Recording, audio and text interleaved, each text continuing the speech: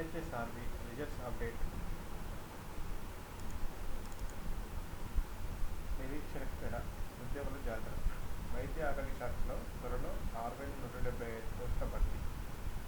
వైద్య ఆరోగ్య శాఖలో సర్కారు పనుల కోసం పరీక్షలు రాసి ఫలితాల కోసం ఎదురుచూస్తున్న వారి నిరీక్షణకు త్వరలో తెరపనుంది. త్వరలో 6,000 మందికి పైగా కొలువులు పొందనున్నారు.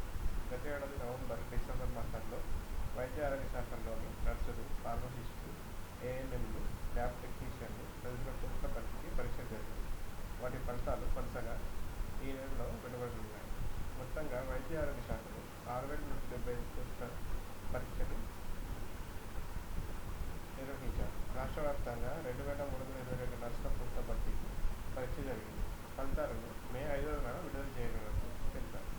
732 ఫార్మసిస్టు పోస్టుల భర్తీకి సంబంధించిన ఫలితాలు 12వ తేదీన, 1038 మల్టీపర్పస్ హెల్త్ అసిస్టెంట్